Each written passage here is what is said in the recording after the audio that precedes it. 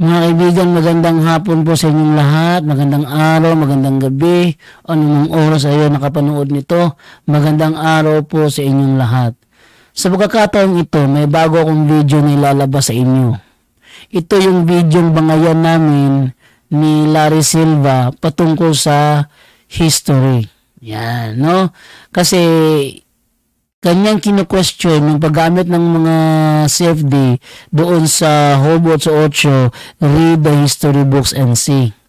Yun ba daw ay ang encyclopedia na ating binabasa ngayon o hindi?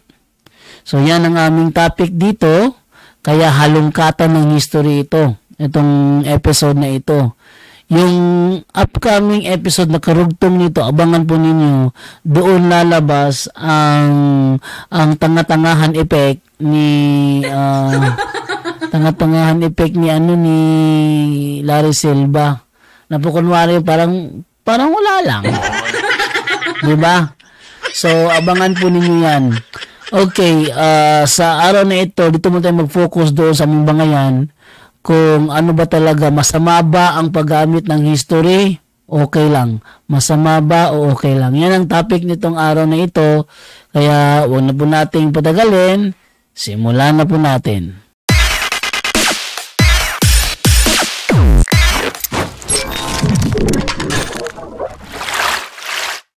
Ito. Sapagkat ikaw ay magsisiyasat, isinasamo ko sa iyo sa unang panahon at pasiyahan mo ang sinaliksik ng kanilang mga magulang. Ngayon, ito, pag binasa nyo sa aklat nyo na paborito, read history. Aba, tapos pagka nakabasa ng read history and see, aba, aklat na nila mismo ang gagamitin. History book, encyclopedia, Catholic Encyclopedia, CCC, dahil daw yun, ang ibig sabihin noon, read the history and see. Ano ba yan? Yun, hindi yan patungkol, hindi tumutukoy sa mga aklat ninyo, kundi yung kasaysayan na yon, tumutukoy sa mga tao nung araw, hindi tungkol sa aklat na ginawa nyo. Okay, ako... Walang pakialam ang Diyos din sa mga aklat nyo. Sige. Good. Walang pakialam o walang alam ang mga apostol sa mga aklat na pinagagawa nyo. Lalo na yung CCC nyo. Saan kumukuha ng impormasyon ng CCC nyo? Kumuha sa Biblia ng mga ilang talata. Tapos ang paliwanag, galing na lang yan sa author ng CCC. Hindi na galing sa Biblia ang paliwanag niyan. Kaya nga nagbabasa kayo niyan eh. Dahil kung Biblia lang babasahin nyo, hindi nyo kayang tindigan ang aral Katoliko kahit kailan. Kung Biblia lang. Unang-una, yung mga aral nyo, ang dami yung mga aral na imbento dundo. Hindi kayang tindigan sa Biblia yan. Kasi nasa labas ng Biblia ang pinagtuturo nyo. Pinagtuturo ng mga kaparian ay labas sa Biblia. Inamin yan. Inamin ng GPT mo at tinanggap mo naman. Nasa labas ng Biblia ang mga turo nyo.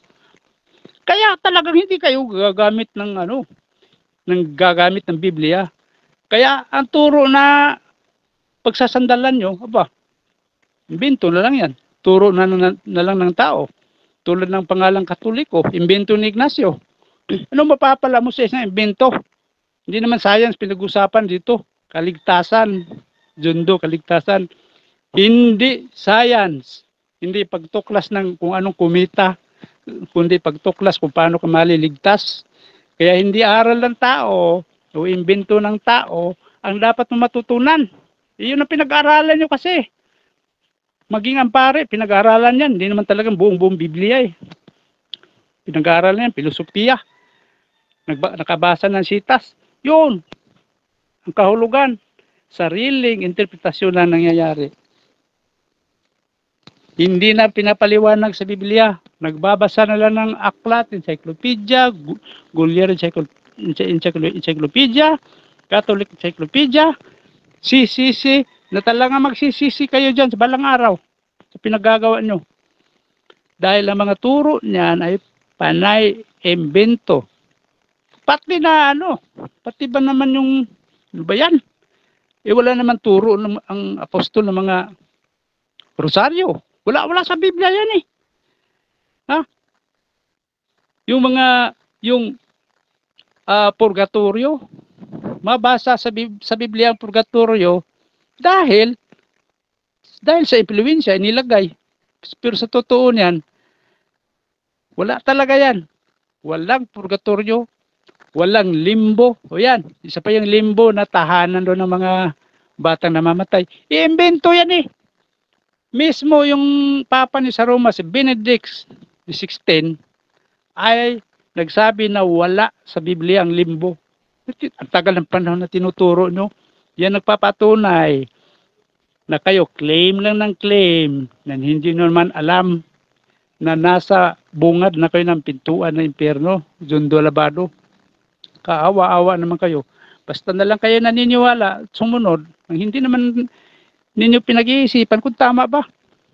Umalis ka sa SDA na hindi naman nagtuturo doon na lumuhod sa mga larawang inanyuan.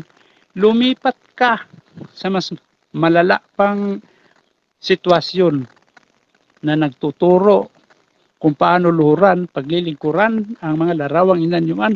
Pero mo, naglilingkod kayo dyan, ay pinagbabawal na nga gumawa. Kayo naman, sumasamba. Maging sa larawan sa itas ng langit, huwag kang gagawa. Kahit na larawan pa yan ni Kristo, gagawin mo, huwag mong gagawin yan. Dahil yan ay bawal. Pwede ka naman sumamba kay Kristo at sa Diyos nang walang mga ribulto. Tapos, sabi mo pa, na ipapasa daw. Naipapasa sa Diyos kapag sa larawang inanyuan ka na nakaharap o nananalangin. So, anong sitas yun? Ha? Wala kang sitas na mababasa na ganyan, Jundo Labado, na naipapasa kapag ka dyan ka humaharap ka, naglilingkod ka sa mga larawang gawa ng mga kamay. Alam mo, lahat na ng halos na bawal sa Biblia ay tinuturo ng Katoliko. Tinatanggap nyo naman. Ang hirap, Jundo, maging tanga. Mahirap magtanga-tangahan. Mahirap maging ignorante. Ang kapal pa naman ng Biblia nyo. Tapos claim kayo ng claim. Kayo gumawa. Kayo nag-compile. Ang saklap, kayo pa mismo. Ito hindi nakakaintindi. Bawal magtawag ng ama. Father, patawag mo kay Darwin. Hindi ba si Talibong? Tumatawag ng father kay Darwin. Tanda-tandaan ni Talibong. Nakakawala sa matinong kaisipan yung doktrina na yan. Common sense lang. Pagka-father, dapat mas matanda sa'yo. Tinatawag mong father yung mas bata sa'yo. Di ba rin nalang siguro ikaw kasi mukhang mas matanda naman si Darwin kumpara sa'yo. Mukha ka lang mukha ka lang matanda pero mas bata si Darwin. Mas bata ka naman kumpara kay Darwin. Pero yung mukha ni Darwin medyo mas bata kumpara naman kay Wendell Talibong. Kaya ang doktrina na yan, wala sa hulog talaga. Hindi mo makitaan na papasa sa Biblia ang doktrina niyan. Tapos, ang kinin nyo, Biblia, kayo gumawa. Yung pa yatang salitang Biblia, hindi nyo pa naiintindihan eh. Kasi ang paniniwala nyo, pag sinasabing Biblia, Bro, umabot ka na ng 20 minutes ha? Baka wala ka pag magsalita ako 20 minutes. Sige, ikaw na. Gusto mo. Ngayon, ako naman ha, 20 minutes. Pinakinggan kita sa loob ng 20 minutes. Makinig ka sa loob ng 20 minutes. Okay. Sige. Ito na tayo. Ngayon, yung sinasabi niya ngayong read the history books and see, hindi yung kakontra sa amin. Bakit? Kung si Josue, si Job, inutusan na read the history books, ba't kami pagbabawalan mo? Siya nga, pinabasa nga siya ng, maingay ka na naman eh. Maingay ka naman eh. Hindi ka talaga makapagpigil, ugaling aso mo, Ugaling aso ka talaga eh. Tumahimik ka. Pinakinggan kita, tahimik lang naman ako eh. Oh. Sige, sige, sige, sige. Magtiis Tumawa lang ka. ako. Ngayon, tiisin mo lahat ng ito, no? Nagtiis ako, ayaw magtiis. Madaya ka talaga. O, Okay, ngayon. go ahead. Tuloy tayo. Ngayon, yung history, kung si Job pinapabasa ng history, sino ka para pagbawalan kami? Di ba? Bakit kailangan magbasa si Job ng history para malaman niya mga nangyari sa nakaraan? Yun ang purpose, pat siya pinapabasa ng history. Ngayon, sino ba ang gumawa ng history? Ating basahan ulit. Isaiah 41:4. Sinong nasa likod ng lahat ng ito?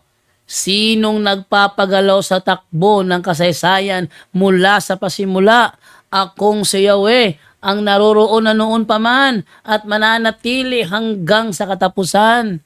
So ang Diyos pala ang gumagawa sa takbo ng kasaysayan. Therefore, ang mga historian na nagsulat sa Encyclopedia Britannica, sa mga world history, ang kanilang mga sinulat doon hindi gawa ng Katoliko. Ang sinulat nila doon, yung mga kasaysayan na pinagalaw ng Diyos mula sa pasimula hanggang sa kasalukuyan.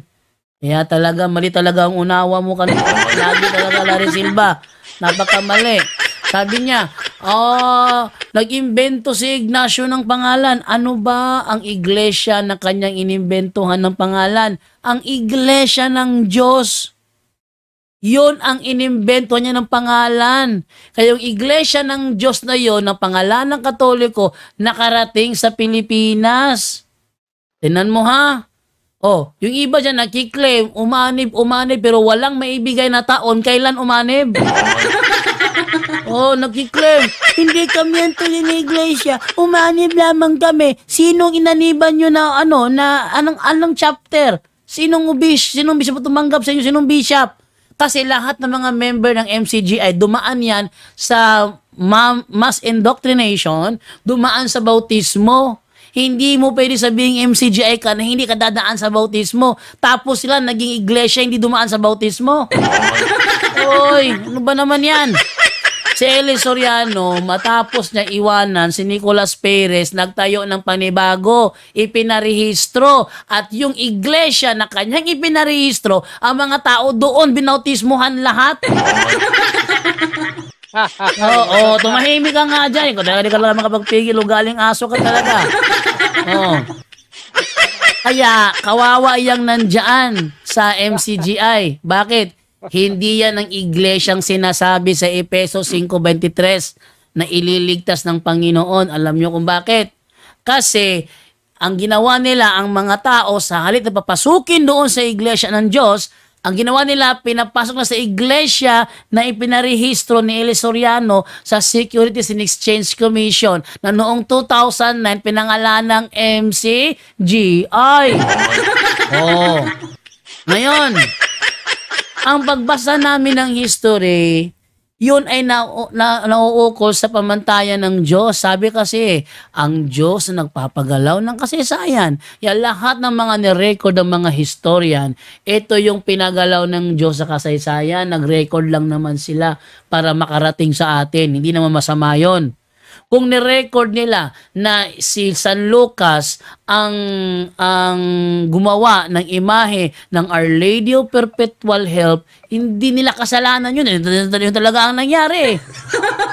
Alam mo, itatanggi mo yun nangyari talaga yun Sabi mo, wala sa Biblia. Yan ay fallacy. Fallacy of silence yan. Hindi porket wala sa Biblia, sabi mo agad na wala. Yan nga, maling pangangatwiran Halimbawa, nakarating sa Pilipinas ang Kristyanismo. Bakit? Nasa Biblia ba na ang Kristyanismo nakarating sa Pilipinas? Saang talata? Hindi ba wala? Nasa harapan mo na ngayon Ang Pilipinas is a Christian country. Wala sa Biblia yan. Ba't ka naniniwala? Yan ay isang batayan. Sabi niya, ang Katoliko, ang dami niyong inimbento. Ang dami niyong inimbento na wala sa Biblia. Ito ang sagot namin sa mga claim na ganyan. Isang talata lang ang katapat niyan. May rosaryo ba? May Christmas ba? May Holy Week ba? Ano pa? May Santa Cruzan ba? May ano ba? Lahat ng sinasabi niyo na wala sa Biblia, isang talata lang ang katapat niyan. Ang sabi mo walang talata. O, tumahimik ka nga dyan. Maingay ka, bastos ka talaga. Pinapakita ko sa inyo kabastusan ni Larry Silva.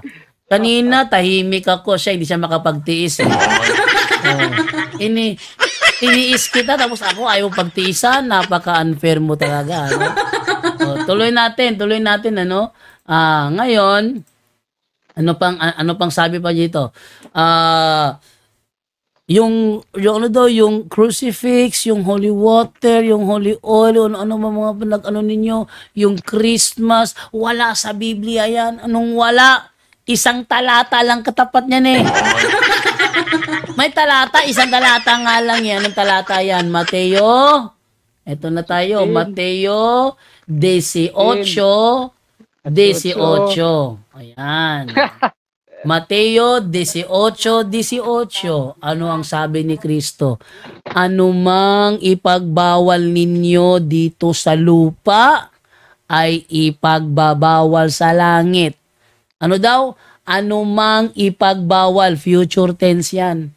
Sa madaling salita, darating ang panahon na may ipagbabawal ang iglesia dito sa lupa. Sabi ni Kristo, ipagbabawal din niya yan sa langit. Ipagbabawal din niya yan sa langit. Ngayon, ano man ang inyong ipahintulot sa lupa, ipapahintulot sa langit. Sa pagbawal muna tayo. Sa pagbabawal, pinabawal ng Iglesia Katolika ang same-sex marriage. Ipinagbabawal ng Katolika ang same-sex marriage. Sa ibang bansa, pinahihintulot na. Pero ang Katoliko, nanatiling matibay sa pagtindig na talagang masama ang same-sex marriage. Sabi ni Kristo, ano may pagbawal nyo sa lupa, pagbawal ko sa langit yan. Ano pa? Yung abortion. Ipinagbabawal ng Iglesia Katolika sa lupa ang abortion. Bawal din kay Kristo yan. Ano pa sabi ni Kristo? Ano man ang inyong ipahintulot sa lupa, gaya nung sinasabi nilang Christmas, ipinahintulot ng iglesia yan dito sa lupa. Yung Christmas, yung Rosary, yung Holy Week, yung Valentine's Day, yung Pesta ng mga Santo, yung mga sinasabi nila ngayon na ano pa, yung infant baptism, ano pa, yung kumpil, ano pa mga sasabihin nila lahat. Ang dami na kanang listahan eh. Dami na kanang listahan nila na wala raw sa Biblia. Isang talata lang ang katapat niyan. Mateo 18:18 lang. Sabi ni Kristo, anuman ang inyong ipahintulot sa lupa, ipahintulot, future tense pa rin. Bakit? Ibig sabihin, may mga pagpapahintulot na hindi pa existed sa kanilang araw, sa kanilang panahon. Tapos hahanapan nyo sa Biblia, nasaan salitang rosaryo? Kaya nga sinabi, ipahintulot. Kasi wala pa na pahintulot ng panahong yun. Ipahintulot, future tense yan eh. Kaya simula nang sabihin yan hanggang sa kasalukuyan, anuman ang ipahintulot ng Iglesia Katolika sa lupa, ipapahintulot sa langit. Hindi pwede i-claim ng ibang sekta yan. Lalo ng MCGI, galing lang kayo kay Nicolas Perez eh. Galing lang kayo kay Nicolas Perez eh. Tapos, diyan kayo umanap sa itatag ni Eli Soriano. Katunayan, hindi pa umaabot ang anniversary ninyo ng 500 taon. Katunayan, ang anniversary ng MCGI hindi pa umaabot ng 500 taon. To prove na hindi talaga sila ang iglesia na nasa Biblia. Ilang anniversary na ba ang dating daan? Alamin natin na. Ilang anniversary na meron ang dating daan, be? Na natin dito, ilang anniversary na ba? Ilang anniversary na ba meron ang MCGI? Tingnan natin kung ilang taon na sila. Ilang anniversary na ba meron ng MCGI? Tingnan natin na, anong sagot? Sila ay, ngayong Agosto is, umasa na ang ika-45 taon mula noong Abril 1980. O, tinan mo, 45 years pa sila. 45 years pa ang MCGI. So, hindi yan ang iglesia na sa Biblia. Ang iglesyang nasa Biblia, almost 2,000 years na. O, ang Katoliko, ilang taon na ba ang Katoliko? Ating tanongin dito, ilang taon na ba ang Katoliko? Ang MCGI, 45 years old pa sila. Ilang taon na ba ang Katoliko? Tingnan nyo, alamin nyo anong sagot dito. Ang Katolika ay umaabot na sila ng 1,992 years old this 2025. Tingnan mo, ang Katoliko, 1,992 years old na. Ang MCGI, 45 years old lang. Tapos ang kapal, mag-claim na sila ang tunay. Ay, ano ba naman yan? Oh, kung ano-ano mga invento pinagsasabi niya. Lahat ng invento na sinasabi mo, approval ni Kristo yan. Ano man ang ipahintulot nyo dito sa lupa, ipapahintulot ko sa langit. Oh, so ibig sabihin, wala kaming nilalabag.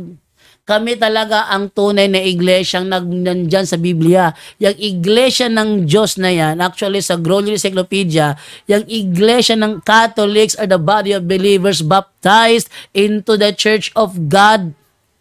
Yan ang sinasabi ng Glorious Encyclopedia Volume 5, page 106. The Catholic Church is the body of faithful baptized into the Church of God. Oh, di sabihin, yung claim nila na iglesia ng Diyos sa MCGI, yung iglesia ng Diyos, sasabihin nyo, hindi kayo iglesia ng Diyos. Kiniklaim nyo lang yan, nilagay sa rehistro. Ang kanilang unang pangalan is, sila ay, the Church of YHWH. Alam nyo ba yon? Kinlem ni Soriano yon na sila ay iglesia ni YHWH. Tapos naging mga kaanib sa iglesia ng Diyos kay Kristo Jesus, haligi at saligan ng katotohanan sa bansang Pilipinas Incorporated. Kaso nung 2009, yung kanilang pangalan pinalitan na, Members Church of God International. Oh, ilang taon na sila? 45 years old. Tapos ang kapal mag-claim sila yung iglesia na sa Biblia? Ano ba naman kayo? Oh, ano pa?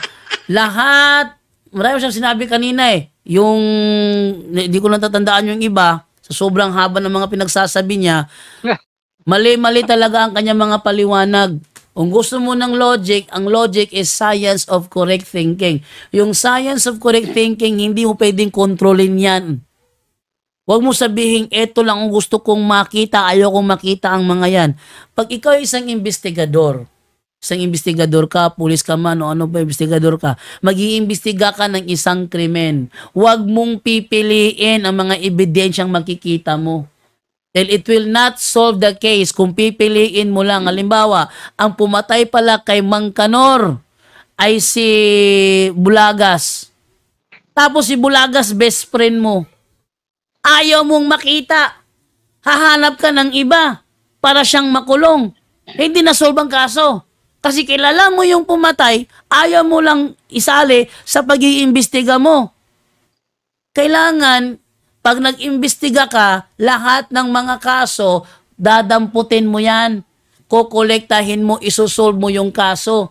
Di pipili ka lang. Hindi daw mahalaga daw yung kamatayan ng mga apostol. No, hindi mahalaga. Napakahalaga nun. Bakit? Saan ba sila saang lugar ba sila naging obispo? O, meron ba kayo nun? Wala. Kasi ang mga bishop, in reality, ang mga bishop, pag yan namatay, ililibing talaga yan sa mismong cathedral kung saan sila nagserbisyo. Yan.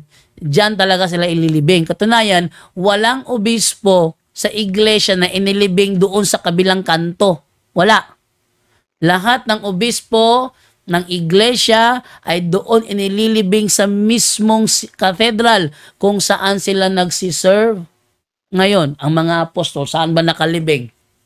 Meron bang nakalibing sa coordinating center ng ang dating daan? Wala. Wala talaga kahit isa. Lahat sila nakalibing sa katedral ng Simbahang Katoliko. Ibig sabihin, napakahalaga talaga malaman yan. Bakit? Yan ay palatandaan ng realidad na basta obispo ka sa iglesyang yan, dyan ka talaga ililibing. Ngayon, si Soriano, nung namatay si Eli Soriano, sino naglibing sa kanya? Alangan mag-iglesia ni Cristo. Oh. Sino naglibing kay Eli Soriano nung namatay siya? Alangan naman lang Seventh-day Adventist o Muslim. Hindi papayag ang mga membro. Ay, huwag yung ilibing dyan ng kapatid na Eli. Ayaw maglilibing kapatid na Eli para yung kanyang pagkakahimlay is talagang matiwasay. Ito, lagay na naman ng timbilhan ng lupa. Ilagay natin siya dyan. Wala talaga mag-iistorbo sa kanya. Ang mag-aalaga talaga yung mga apostol, ang mag-aalaga sa kanilang mga kamembro na namamatay. Kung apostol ang namatay, sino maglilibing sa kanila? Hindi nagmamahal nilang miyembro. Ngayon, para malaman nyo ang tunay na iglesia, kailangan nyo i-trace kung saan sila inilibing. Kasi doon nyo malalaman ang realidad na dyan pala sila nag-serve. Meron bang pagmamayari ng MCGI doon? Wala. Walang ni isa man pagmamayari ng MCGI doon. Lahat yon sa Katoliko. Nag-imbento si Ignacio. Nag-imbento man siya. Sabi ng Panginoon, ano man ang inyong ipahintulot, ipapahintulot ko sa langit. Nag-imbento siya. Di pinahintulutan. Yung inimbento niyang pangalan, ginamit ng buong iglesia. Hanggang sa kasalukuyan. Nakarating sa Pilipinas noong 1521. Katoliko. Hanggang ngayon, Katoliko pa rin ang pangalan. Bakit? Pinahintulutan ng kanyang binigay na pangalan sa iglesia ng Diyos. Di naman iglesia ng Ignacio yung pinangalanan eh. Di naman iglesia ng mga Santo Papa, kundi iglesia ng Diyos ang kanyang pinangalanan. Ngayon, kung may Santo Papa dyan, hindi mo na problema yun. Yun totoo talaga doon. Na merong obispo. Ano yung obispo? Bishop. Sabi niya kanina, masama tawaging pader ang mga pare. Saan mo nabasa masama tawaging pader? Wala. Ang sabi sa Mateo 6:7, huwag niyong tatawaging ama ang sino mang tao. Sino mang tao dito sa lupa. Ano ba? Ingay talaga ito. Hindi lang makapagtiis talaga ito. Basahin natin ha. Yung sinasabi doon na Mateo 6:7 ba yun? Ha? Sa city no, 23:9. 23:9 pala yun pala, 23:9. Eto. Sabi ganito, tingnan nyo ha, ano nakalagay dito. Huwag niyong tawaging ama ang sino mang tao sa lupa. Sino mang tao? Yung kuya mo, huwag mong tawaging ama. Yung nanay mo, huwag mong tawaging ama. Yung asawa ng nanay mo, ano tawag mo? Tao rin yun. Yung asawa ng nanay mo, ano tawag mo dun? Huwag mo sabihin sa akin, ate. Huwag mo sabihin sa akin, uncle. Ang liwanag ng talata, huwag niyong tatawaging ama ang sino mang tao sa lupa. Nasaan yung asawa ng nanay niyo? Nasa Mars? Nasa dagat ba? Nakatira? Nasa kalawakan ba o nasa lupa? Yan ang palatandaan na sila hindi nakakaunawa sa kanilang mga pinagsasabi. Nako, sabi nila ngayon, pagdating sa relihiyon, bawal tawaging ama ang sinumang tao sa lupa. Ano ang kanilang tawag kay Abraham? Ano ang tawag nila kay Abraham? Hindi ba? Sinabi nila, ang ama namin ay si Abraham. Sabi ng Panginoon, kung si Abraham ang inyong ama, hindi niyo ako gaganituhin. Si Abraham natuwa nang ako'y nakita. Ang inyong ama ay ang dyablo. Sapagat anuman ang inyong gawin, ang inyong gawin ay ginagawa ng inyong ama. Kasinungalingan, mamamatay tao. Hindi ba? Anong claim nila? Si Abraham ang aming ama. Ama saan? Sa dugo. Hindi sa dugo yan. Yan ay sa relihiyon. Si Abraham ay ama sa Kristyanismo, ama sa Judaismo, ama sa Islam. Ano ka ba naman? Tinatawag siyang ama. Tapos sasabihin nyo, mali. Si Kristo nga hindi kumontra, kayo ba kaya kukontra?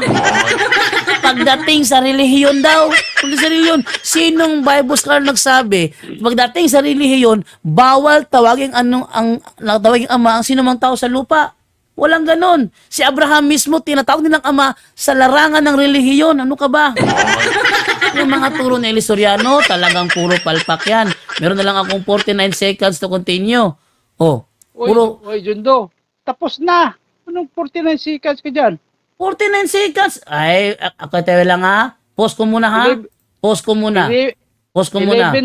11:31 ka. Oh, eto ha. Pause. Pakita ko sa iyo. Ikaw talaga napakaano mo eh. Pakita ko sa iyo ha. 11:52 na group. Eto. Ayan, binuksan ko. Ayan oh. Tingnan mo. May 38 seconds pa ako. Sige, tuloy mo na. Oh, yan. Kailangan ko talaga ipakita yung yung ayan. 11:31 so, ka eh. yan ang problema ngayon diyan. Oh, 'di ba? Ngayon, sa nakita naman ninyo, 'di ba? Nung siya nagsalita, tahimik lang ako. Nung ako nagsalita, talaga dinidistract niya ako. Eh di siya talaga may ugaling aso. Tapos ako pagbibintangan na may ugaling aso. O, tanan mo. Kanina ka pa nagsalita, hindi mo nag-iingay dito eh.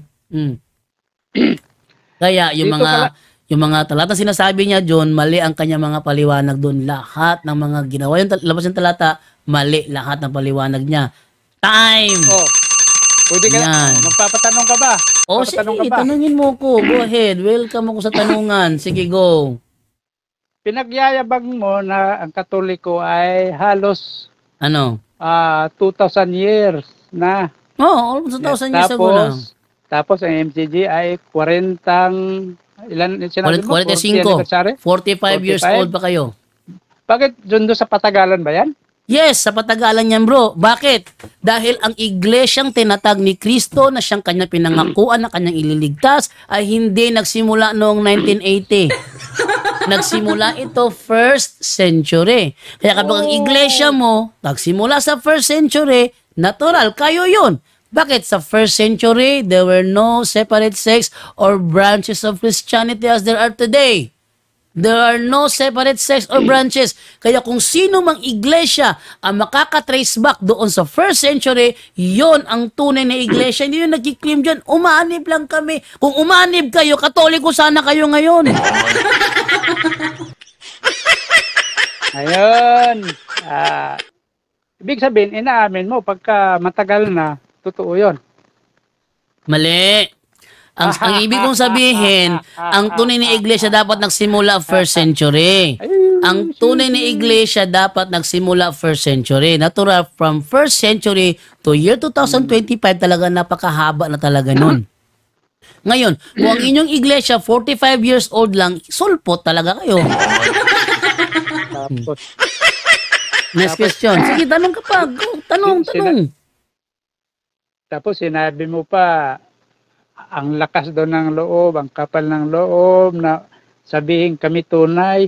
Mayroon ka bang may paparinig doon na sinasabi na kami ay tunay? Wala akong sinabi na kayo ay tunay. Tingnan mo, napakasinungaling nito. Yan ang sinabi si Soriano na mismo ang umaamin eh. Soriano mismo umaamin, we are not the true church. We are not the true church. Hindi kayo ang tunay, umanib daw kayo. Eh kung umanib kayo, hindi Katoliko, sana kayo ngayon. Mali. Kung umanib, Jundo, sinabi mo kanina na ang lakas, ang kapal ng mukha, sabihin tunay. Jundo, ikaw may sabi niyan. Wala akong sinabing ganyan. Alam ko yung mga referensya ko. May sinabi ka. Jundo, hindi kami nagsabi, wala kami sinabi na kami tunay. Hindi ako magre-react kung wala kang sinabi. Sige. Babigyan natin.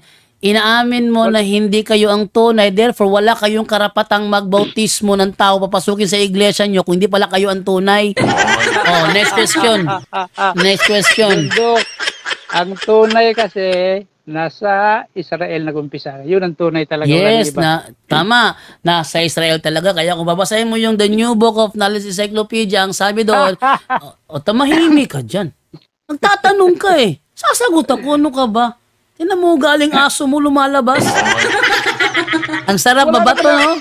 Ang sarap, ang sarap dito na yung kanyang bintang sa akin ibinababalik ko sa kanya, masarap sa pakiramdam. Eto ngayon, sabi niya ang iglesia nagsimula sa Israel, tama.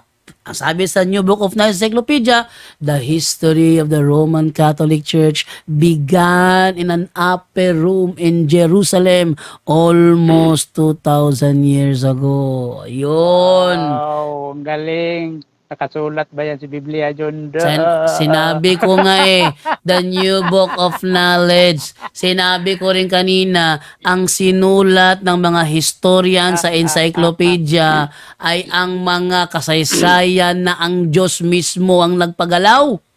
Ngayon, sabi mo kanina, si Job nagbabasa ng mga kasaysayan. Yes. Ngayon, yung ba kasaysayan na binabasa ni Job, yun ba yung mga kasaysayan na binabasa niyo rin? Ay, wala akong sinabing ganyan. Wala akong sinabing ganyan. Huwag mo akong tanungin sa hindi ko sinabi. Ang tawag dyan is loaded question fallacy. Huwag mo akong tanungin. Bro, sabi bro, mo, nagsasalita ako. Si Job ng kasaysayan. Bro, Diyos daw nagpapagalaw ng kasaysayan. Kaya si Job ay nagbabasa ng kasaysayan. Babaguhin ko. Kung nahihirapan ka sumagot, babaguhin ko. Mali talaga ang tanong. Anong kasaysayan ang binabasa ni Job? Yung kasaysayan ng kanya nakaraan. Di kanina. Tumahimik, sumasagot pa ako eh. Tumahimik ka. Ang sabi ko kanina, i-refresh ko, Sinabihan si Job ng Panginoon, read the history books and see. Kung si Job nga sinabihan kami, pagbabawalan mo. Yun ang sabi ko kanina. Si Job nga pinayagan, tapos kami pagbabawalan mo. Tapos, ano yung history binasa ni Job? Yung history ng kanilang nakaraan. Ano kung sinabi na encyclopedia natin yun eh. Ngayon, yung history binabasa ni Job, yun ang kasaysayan na ang Diyos ang nagpagalaw. Yung history binabasa namin ngayon, Diyos pa rin ang nagpagalaw. Next question. Ngayon, sabi naman nababasa na nagpagalaw ng history na binabasa ni Diyos. Ay, eto, Isaiah 41:4, balikan ko. Isaiah 41:4. Okay? Ang sabi ganito, sa ating Englishin, Isaiah 41:4. Ito sabi, who was it that made this happen? Who has determined the course of history? I, the Lord, was there at the beginning, and I, the Lord, will be there at the end. Sa madaling salita, yung kasaysayan from the past to the present. Ang Diyos ang nagpagalaw doon. Kaya ang ginawa ng mga historian, ng mga writer, ng mga encyclopedia, ng mga world history, ay sinulat lamang nila ang lahat ng ipinagalaw ng Diyos sa history. From the beginning up to the end. Next question. Babasahin ko muna yung binasa mo. Kasi, babasahin ko Sinong gumawa at yumari na tumawag ng mga salit-saling lahi mula ng una ko ang Panginoon. Ang una at kasama ng huli, ang layo naman ng dun. Naku, ano yung salit-saling lahi? Ano yung salit-saling lahi? Sige, mag-logic tayo. Ano yung salit-saling lahi? Sundo, salit-saling lahi, yung kanila, hindi yung aklat nyo. Ay, so, bro, ano yung salit-saling lahi? Yung kanila yun, kasaysayan. Saan mo nabasa na kasaysayan lang ng Israel? Yung binabasa mo, yung aklat nyo. Wait lang, for clarification lang, bro, for clarification lang. No, Catholic Encyclopedia, bro, for clarification lang, nasaan ang ebidensya mo na history lang ng Israel ang pinapagalaw ng Diyos? Saan ang ebidensya mo dyan? Jundo, nasa Old Testamento. Wala. Nasa Old Testamento. Anong unawa mo dyan sa anong unawa mo dyan sa term na bro? I, the Lord, was there at the beginning and I, the Lord, will be there at the end. Ano yung end? Ano? Ano yung karugtong ba? I, the Lord, was there at the beginning and I, the Lord, will be there at the end. Ano yung end? Katapusan. Eh hindi lang sa Israel pala ito. Yun lang. Malinawa mo dyan. Sino nagsabi sa'yo? Ito sa Tagalog, malinaw rito. Ako ang Panginoon, ang una at kasama ng huli. Hindi naman ibig sabihin katapusan. Siya ang yumari. Gumawa at yumari.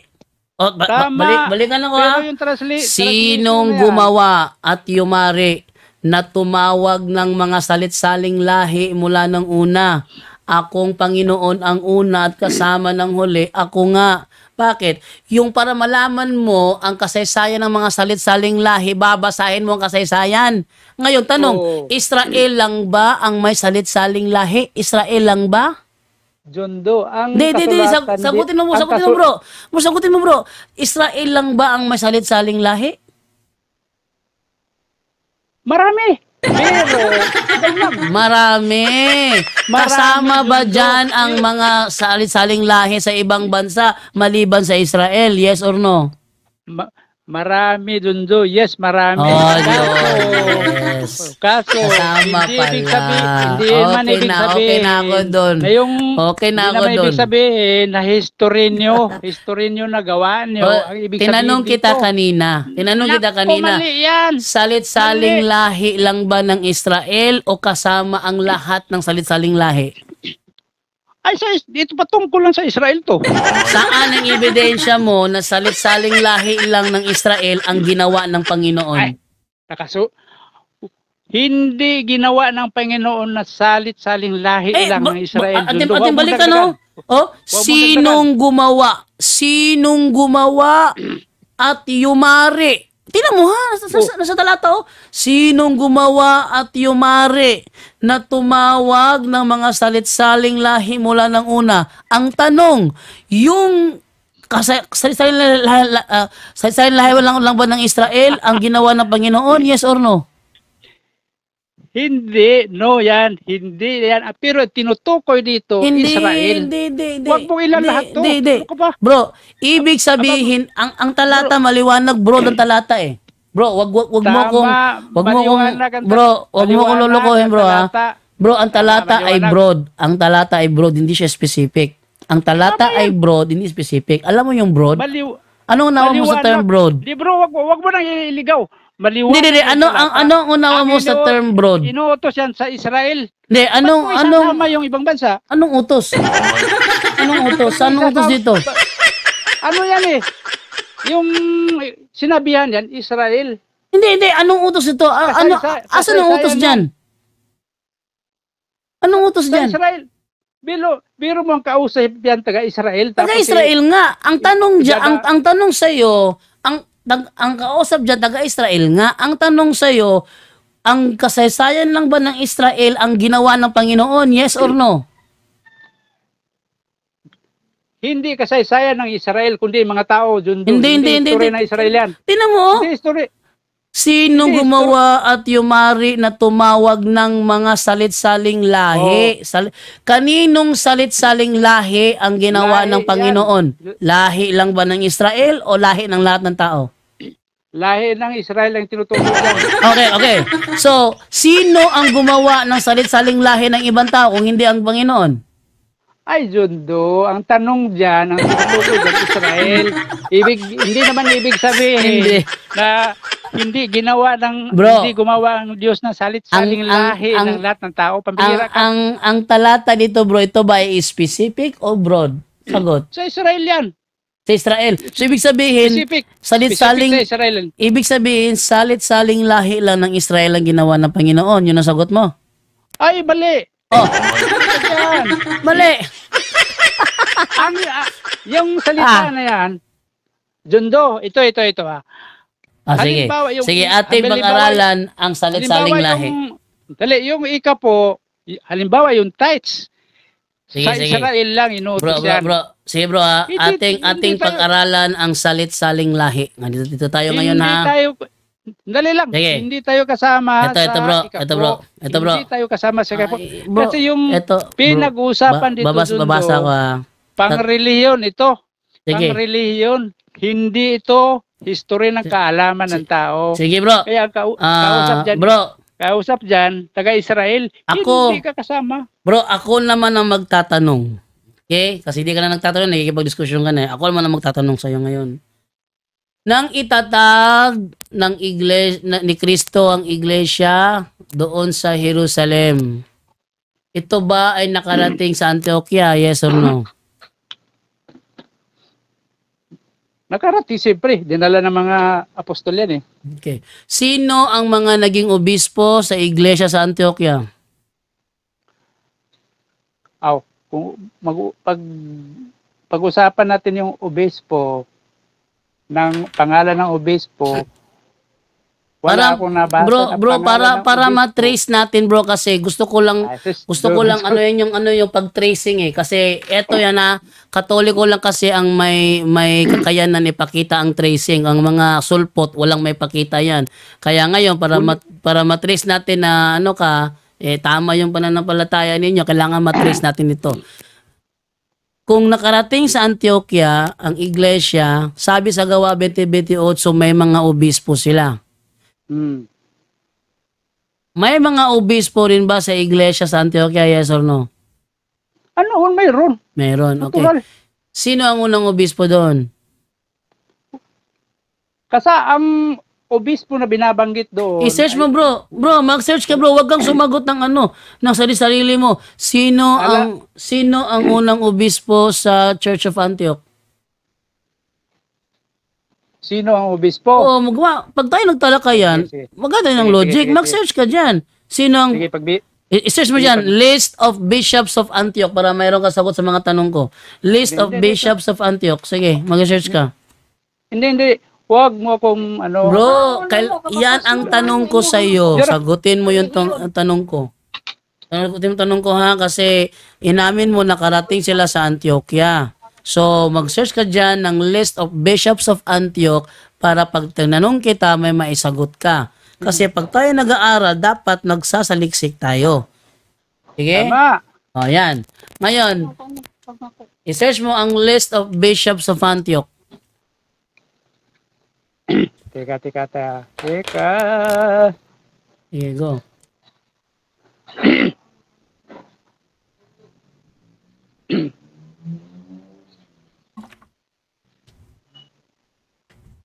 Tagal lah.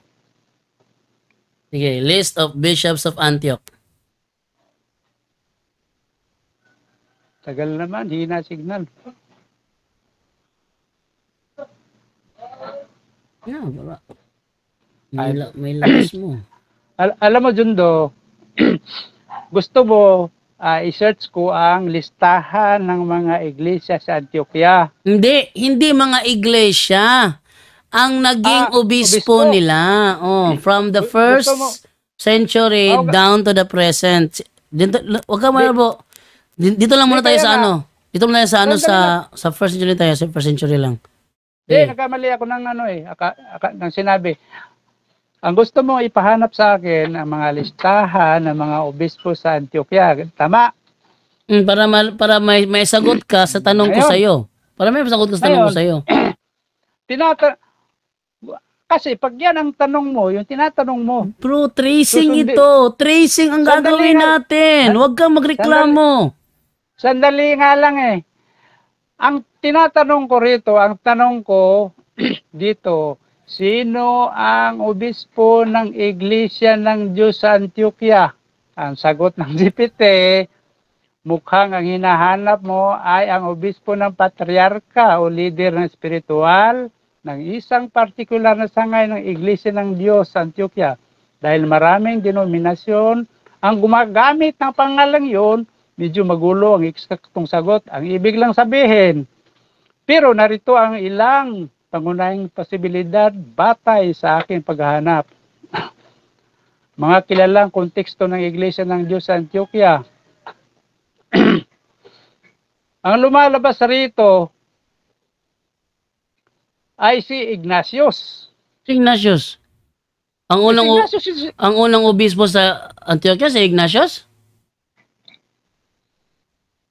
wala naman akong tanong na ano ang Itanong, mga bro, obispo. ako anong tanong sa iyo, bro? Ako anong tanong sa iyo kasi inamin mo kasi nakarating sa Antioquia. Ang tanong ko sa iyo, sino ang unang obispo sa Antioquia? Isa mo diyan. Sinong una? O sino ang unang obispo sa Iglesia ng Diyos sa Antioquia? Dali ah. Sino ang una? Sinong una? Sinong una? Obispo sa Iglesia ng Diyos sa Antioquia.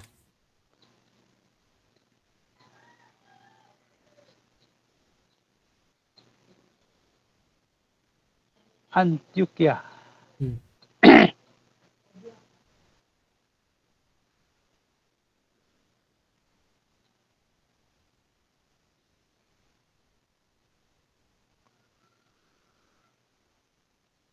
Wow, ani pa. Ang sagot ng GPT si Pedro. Apostol Pedro. Sino ang sumunod? Pedro. Sino ang sumunod?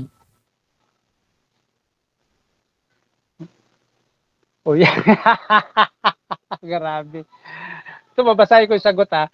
Ang unang obispo ng Iglesia ng Diyos sa Antioquia ayon sa tradisyon ng sinaunang Kristiyano ay si San Pedro. Saint Peter. Ang parehong apostol. Hindi, sandali lang. Ang parehong apostol na kilala ring unang obispo ng Roma sa unang Santo Papa, sa naunang Santo Papa ayon sa simbahang Katoliko. Hindi naman aral ito eh. Hindi naman aral ito ng... Okay. So, hindi aral. So, anong hindi aral? Nasa Gawa 20:28 yan. Ng iglesia may obispo. Aral yan. Ano ka ba? Jundo, hindi aral ng mga apostol ito, kundi aral ng Katoliko ayon sa sige. GPT. Sige, bro. Simbahang Katoliko. Sige, Hindi bro. aral- Sige, bro. Dili tao ni turlo sa mga apostol doy. Sige, bro. Aral ninyo ni. Bro, sige, bro. Taka naman ka. Bro, ituro mo kay ChatGPT ito. Sabihin mo kay ChatGPT. Pag nagtanong ako sa history, huwag mong ibigay ang ideya ng Katoliko. Sagutin mo lang based sa reality. Utusan mo siya. Sabihin mo siya. Pag nagtanong ako patungkol sa history, huwag mong ibigay ang sagot ng Katoliko. Ang ano lang, ang nasa history, yun lang ibigay mo sa akin. Sige, yan. Utusan mo siya. Hindi. Ako magtatanong. Utusan mo siya, bro. Bro, utusan mo yan.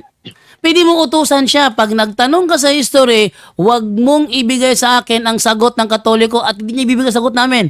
Sabihin niya, ano yun niya lang. Ibigay mo sa akin ano talaga ang nasa kasaysayan. Huwag mong ibigay ang sagot ng Katoliko. Susunod yan sa'yo. Lahat ng tanong mo sa kanya. Susunod yan sa'yo. Huwag kang mag-alala. Ha? Huwag kang mag-alala.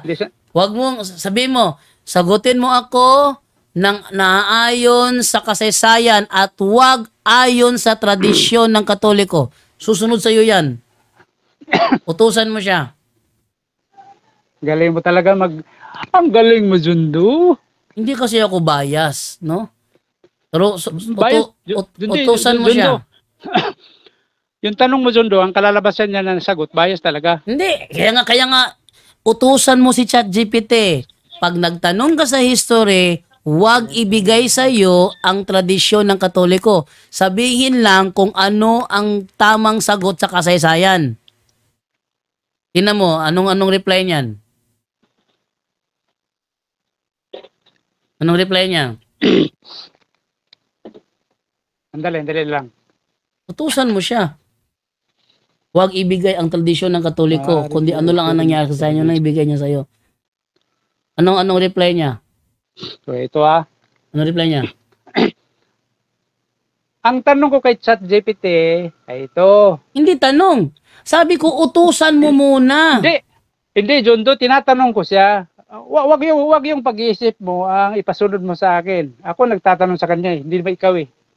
Pambira ka. Ang Pag sabi itatanong ko, ko, bro, ang sabi ko Di, bro, Jondo.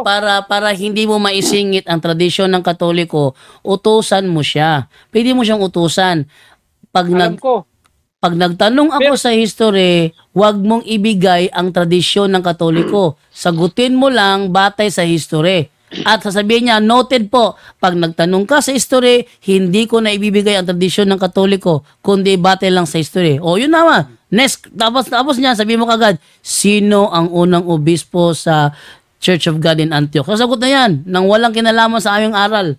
Sige. di, Jundo, pagka ganyan kasi, Jundo, ang itatanong, hindi lang history niyo ang naniniwala na si Pedro ay unang papa sa Roma. Kaya ang sasagot ng GPT, posible na si Pedro pa rin. Pero Okay. So, pwede pa rin. hindi, sandali lang. Ito kasi tinatanong ko siya, hindi ko siya uutusan o hindi ko rin Bro, uutusan. Utusan mo sandali siya, lang. utusan mo siya para hindi niya ibigay ang tradisyon ng Katoliko. Kasi pag binigay niya, sasabihin mo kagad, ay, tradisyon ng Katoliko to eh. O, mas maganda, utusan mo siya na wag ibigay ang tradisyon ng Katoliko. Bro, iba yung paraan ko sa paraan mo eh. Ito Sige, ano sagot paraan niya. mo? Anong paraan mo? Ito kasi tanong ko, ayon sa inyong pananaw, si Pedro ba talaga ang unang papa sa Roma? O, Ang sagot niya? alam mo, ang una niyang sagot, ayon sa tradisyon ng simbahang Katoliko, Sabi ko sa iyo eh. hindi, sandali lang, Sabi ko makinig sa ka iyo muna. eh. Hindi, makinig ka muna. Ayon sa tradisyon ng simbahang Katoliko, oo. Ayon sa pananampalataya, tradisyon ng simbahang Katoliko, si San Pedro ang unang Santo Papa sa Roma. Naniniwala ang Santo simbahang Papa sa Katoliko Roma. na si Pedro. Antioquia bro, Antioquia. Ang tinatanong ko, Antioquia, pero ang sinagot dito, Roma. Kaya nga, sabi ko sa iyo eh, utusan mo siya. Pag nagtanong ka sa history, huwag ibigay ang tradisyon ng Katoliko. Ngayon, dali ba? Ngayon, sariling pananaw ni ChatGPT ang tinitingnan ko. Ito yung sagot na eh. Asan na ba yun?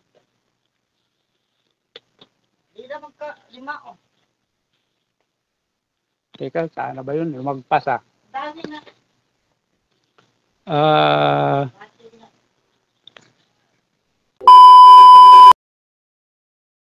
Yun po, yun po nangyari na nahirapan siya doon sa aming talakayan na yun kasi ayaw niyang utusan si ChatGPT. Sabi ko sa kanya, mas maganda kasi kapag nagtanong ka, ang sagot niya ayon sa tradisyon ng simbahang Katoliko. Sabihin mo, ChatGPT, pag may tanong ako sa history, pwede wag mong ibigay ang tradisyon ng Katoliko. Sabihin mo na kung ano ang nangyari. Hindi yung wag mo lagyan ng ano ang paniniwala ng Katoliko. Utusan mo para kung sakaling magtanong ka, hindi niya ibigay ang tradisyon namin. Ayaw gawin ni Larry Silva. Alam niyo kung bakit? Kasi gawin man niya o hindi, the same ang resulta. Si Apostol Pedro talaga ang unang Santo Papa ng Iglesia Katolika. Yun ang ba't ayaw niya na utusan sa ChatGPT. Ngayon, abangan po ninyo ngayong darating na okay, so ituloy po natin yung kurugtong nito siguro bukas. Mapanood po ninyo yung nangyari na tanga-tangahan effect ni Larry Silva patungkol sa history ng kanang iglesia, ang kanang kinaaniban. Maganda pag-usapan yun. Pero maraming salamat po sa inyong panonood at see you next time. By the way, mamayang gabi punto por punto program tayo. So, siguro abangan na ninyo, Monday Night Doctrinal, malamang nandyan yung TR. O yung kay sinong INC pwedeng pumasok sa Monday Night Talakayan. Maraming salamat po and bye-bye.